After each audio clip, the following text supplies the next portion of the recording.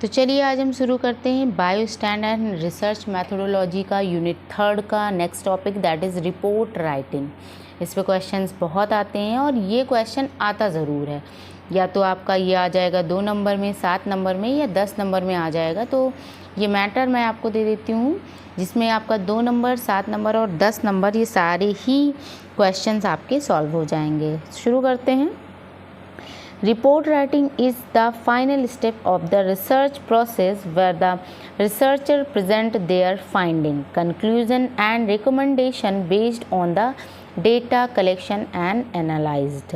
Report writing क्या होता है? हमारा फाइनल स्टेप होता है, सबसे लास्ट का स्टेप होता है जब हमारे रिसर्चर जो भी हमारा इन्वेस्टिगेशन है, जो भी हमारा रिसर्च है, ये डन हो जाता है और हाँ, डन होने के बाद जो भी रिज़ल्ट निकलता है, जो भी कंक्लूज़न होता है, ठीक है, उसके बेस्ड ऑन पे एक डेटा, उसके डेटा के कलेक्शन और उसको एनालाइज करके जो एक रिपोर्ट बनाते हैं, ठीक है, उसी को हम क्या कहते हैं? रिपोर्ट राइटिंग कहते हैं, जिसमें रिसर्चर अपने रिज़ल्ट को उन्होंने किस तरह से उन्होंने रिसर्च को अपने डन किया है, क्या कंक्लूज़न है, क्या रिकमेंडेशन है और क्या उसमें डेटा कलेक्ट हुआ है, इन सारी चीज़ों को रिसर्चर रिपोर्ट राइटिंग में लिखता है।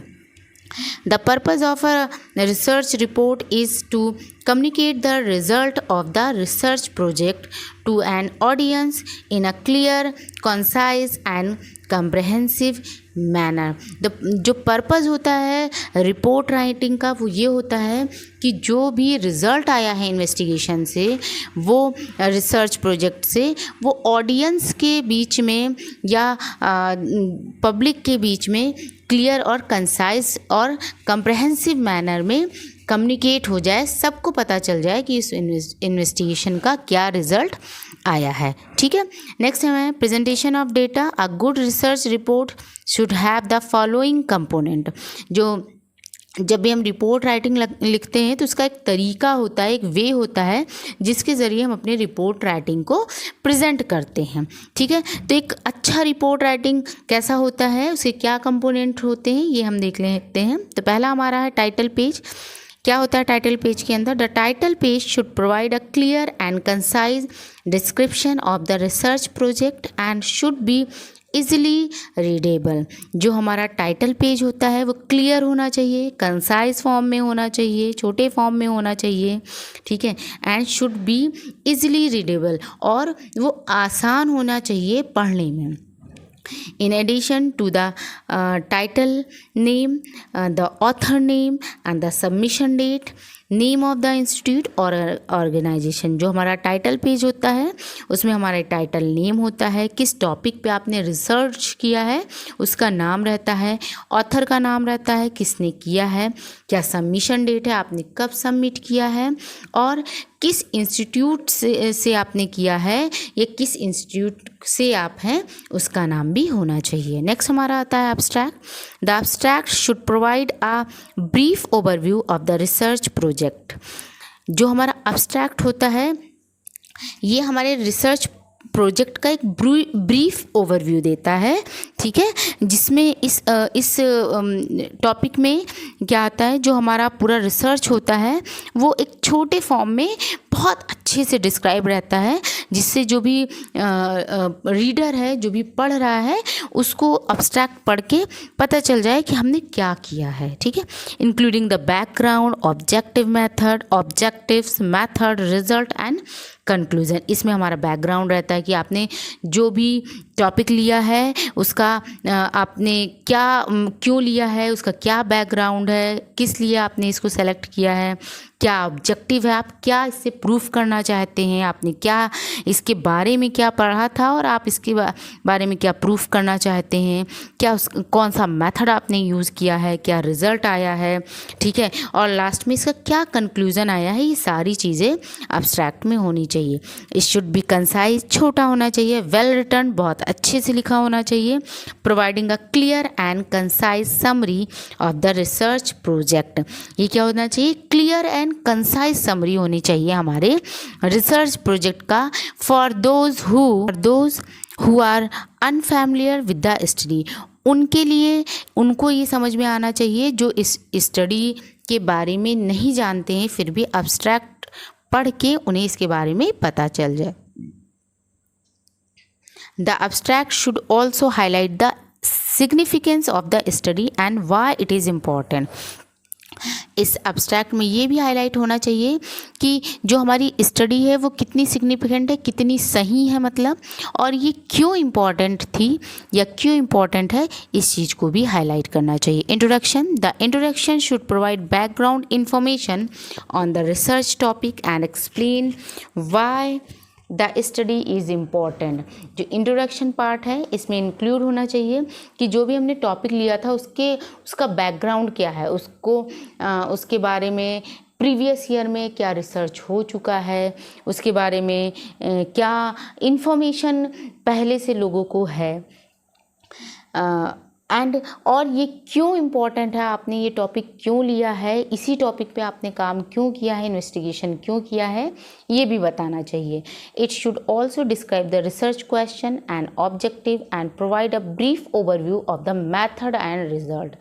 इसमें इंट्रोडक्शन में रिसर्च के क्वेश्चन होने चाहिए कि आप किस वजह से इस टॉपिक को पर्टिकुलर टॉपिक को सिलेक्ट किए हैं, आपका क्या मोटिव है इसको सिलेक्ट करने का, आपने क्यों किया है, आपने क्या मेथड यूज़ किया है और आपका क्या रिज़ल्ट आया है, ये सारा कुछ इंट्रोडक्शन में होना चाहिए। The introduction should be well structured and well written, engaging the reader and motivating them to read the rest of the report. हमारा इंट्रोडक्शन ऐसा होना चाहिए, वेल स्ट्रक्चर्ड होना चाहिए। अगर कोई स्ट्रक्चर के ज़रिए आपको समझाना है तो आप समझा सकते हैं, और ऐसा होना चाहिए कि जो भी रीडर है, जो भी इसे पढ़ रहा है, वो आपके टॉपिक में इतना उसे इंटरेस्ट आए कि वो आगे की रिपोर्ट पढ़ना चाहे, मोटिवेट हो जाए और आगे की ही रिपोर्ट पढ़ना चाहे, ऐसा आपका इंट्रोडक्शन होना चाहिए। नेक्स्ट है हमारा methodology. The methodology section should provide a detailed description of the research design. जो मेथडोलॉजी सेक्शन होता है ये डिस्क्राइब करता है हमारे रिसर्च के डिज़ाइन को, सैम्पल साइज़ को, आपने अपने रिसर्च को कैसे डिज़ाइन किया है, what is the sample size, क्या आपने सैम्पल साइज़ लिया है, डेटा कलेक्शन मेथड, आपकी डेटा कलेक्शन के क्या मेथड्स हैं, एंड डेटा एनालिसिस टेक्निक्स, कौन सा डेटा एनालिसिस टेक्निक्स यूज़ किया है। It provide enough detail for other to replicate the study if needed. आपको मेथडोलॉजी में आपको सारे अपने मेथड डिस्क्राइब करने हैं और इस तरह से डिस्क्राइब करना है कि अगर कोई इस टॉपिक पे फर्दर स्टडी करना चाहे तो आपके मेथड को यूज़ करके वो उस पर स्टडी कर सके। The methodology should also describe any ethical consideration और लिमिटेशन ऑफ द स्टडी। और इस मेथडोलॉजी में अगर कोई रूल्स रेगुलेशन है, कोई लिमिटेशंस हैं, तो वो भी आपको डिस्क्राइब करना चाहिए। रिज़ल्ट नेक्स्ट आता है। The result section should present the finding of the research project. जो हमारा रिज़ल्ट सेक्शन है ये जो भी हमने रिसर्च किया है उसमें हमें क्या रिज़ल्ट आया है, क्या हमें फाइंडिंग्स मिली है, उस चीज़ को प्रेजेंट करना होता है। including any tables and should be presented objectively without explanation and matched by relevant statistical analysis। कोई भी अगर टेबल हो, कोई भी ग्राफ हो, तो वो भी आप प्रेजेंट करें, बहुत ज़्यादा एक्सप्लेन ना करें, एक ऑब्जेक्टिव वे में करें ताकि कम वर्ड में आप अच्छे से इसे डिस्क्राइब कर सकें अपने रिज़ल्ट को। नेक्स्ट हमारा discussion. The discussion section should interpret the result of the research project connecting the finding to the research question and objective. जो हमारा डिस्कशन है उस सेक्शन में हम जो भी हमारा रिज़ल्ट आया है किसी भी रिसर्च प्रोजेक्ट का, वो उसमें हम ये बताएंगे कि जो भी हमारे क्वेश्चंस थे, जो भी हमारे मोटिव थे, वो हमारा कंप्लीट हुआ कि नहीं हुआ, जो भी रिज़ल्ट आया उससे, है ना। हमने कोई रिसर्च किया और हमने वो रिसर्च क्यों किया था, हमारा क्या ऑब्जेक्टिव था, तो वो चीज़ हमें मिली कि नहीं मिली, उसके आंसर्स हमें मिले कि नहीं मिले, इस चीज़ को हम डिस्कस करते हैं। नेक्स्ट हमारा आता है conclusion. The conclusion section should summarise the main result, the main result of the research project and discuss the implication of the finding. It should also highlight the strength and limitation of the study and provide suggestion for the future research. ये conclusion में हमारी जो है ये हम result को summarise करेंगे, ठीक है, डिस्कस करेंगे कि हमें क्या फाइंडिंग्स मिली है, और हम हाईलाइट करेंगे कि हमारी जो स्टडी है उसका क्या स्ट्रेंथ है, मतलब क्या हमें बहुत अच्छे से पता चला इससे, और क्या लिमिटेशंस हैं, क्या इसमें हमें प्रॉब्लम्स आई हैं, और अगर कोई सजेशन है आपका तो वो भी आप अपना इस कंक्लूज़न में लिखेंगे। नेक्स्ट है हमारा recommendation. The recommendation section should provide suggestion for future research. Recommendation section में अगर आपने जो टॉपिक सेलेक्ट किया है, आपने उस पर रिसर्च किया है, तो उस टॉपिक को लेके आप फ्यूचर के रिसर्चर को या रिसर्च को क्या सजेशन अपना देना चाहेंगे, इस चीज़ को रिकमेंड करेंगे। रेफरेंस है।